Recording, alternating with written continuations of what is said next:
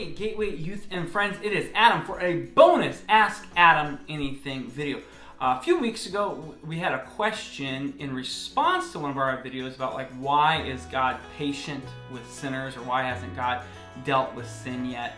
And the question had to do with a specific understanding of a passage in the book of Romans that can be a little bit of a challenge to understand because at first glance, reading the passage might seem confusing. And so I thought this was a great question. I haven't had a chance yet to respond to it, so I wanted to make a quick response out of the normal schedule of Ask Adam Anything videos to kind of look at this, so that hopefully it can answer the specific question, but I hope it also is a teaching experience, opportunity for everybody, because it speaks a lot about the character of God and our nature and how God works within the reality of who we are as fallen people. So the question came from Romans chapter 9, verses 22 and 23. So I'm just going to read it for you, and then you'll hear it and understand why there might be a question. It starts here, verse 22. What if God, desiring to show his wrath and to make known his power, has endured with much patience vessels of wrath prepared for destruction, in order to make known the riches of his glory for vessels of mercy, which he has prepared beforehand for glory? So you read that and you say, so there are two types of people being prepared to have wrath poured out on them, and people who are being prepared for God's glory. And I think the question that many of us might have is, this seems really unfair. Like, God is he's taking somebody and he's just deciding, I'm going to pour my wrath out on you and I'm preparing you. And then on the other hand, there's people he's just going to, prepare to do nice things for. And it just seems very arbitrary and very unfair. So to understand this, there's a couple things. First, the context of the whole passage within chapter 9 of Romans. Right before you get to verse 22, there's this whole description that Paul is telling us that, one, God is absolutely sovereign in all matters. He is the creator. He is the potter. Does not the potter have the right over the clay? So his first point Paul makes in the context of this question is, God's in charge. I'm not.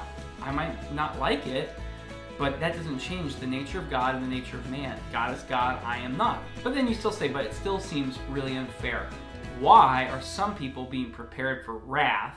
Why are some people being prepared for glory? It seems very unfair.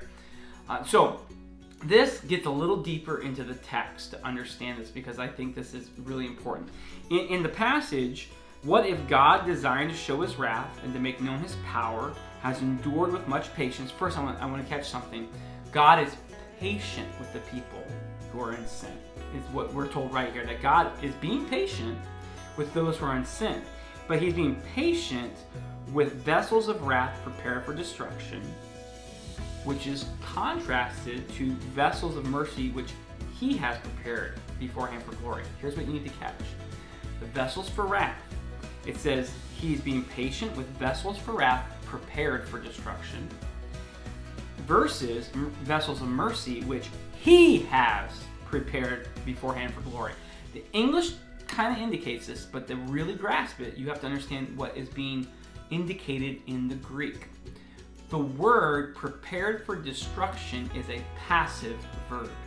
The word from he has prepared beforehand for glory is an active verb. Active means God is doing something. Passive means it is something that exists. It already exists in its context for on that vessel. So here's the indication that you need to understand. It isn't that God is making the vessels of wrath become vessels of wrath. It is that in their very nature, they already are deserving of wrath because of the rebellion and sin, which is natural to them. God isn't making them bad. God isn't choosing to arbitrarily give wrath to them, but they, on their very nature, are vessels of wrath. The difference is that God is actively in the work of saving some of those vessels deserving of wrath. God is doing a work upon them to prepare them for glory. And we would understand in a couple different theological lines of understanding that this is that God has saved people through Jesus Christ, either by their response to Jesus Christ, they're making a choice to follow Jesus Christ, or Jesus Christ has saved them, causing them to be able to make a choice. However you understand that, the point is, all people by nature are destined for wrath, but God is patient. What is he patient for? Because he's patient to give them a chance to respond to the gospel, because it is only those vessels who've responded to the gospel in faith that God now is doing an active work to remove them from a position of vessel of wrath to now create in them a vessel prepared for glory. So to answer the question, the context of this verse is not that God is arbitrarily separating good people and bad people based on his own opinion. It is that God acknowledges that all humans are sinners who are destined for wrath because the wages of sin are death, regardless of who you are. But that God, in his mercy, lovingly and caringly saves all those who place their faith in Jesus Christ, taking them out of their natural condition, destined for wrath, and giving them the supernatural hope that's found only in Jesus Christ. So, challenge for all of us is, are you going to continue to willingly live as a vessel of wrath, or will you accept in faith the free gift that Jesus Christ has offered you through his death and resurrection so that you can become prepared for glory by a God who loves you?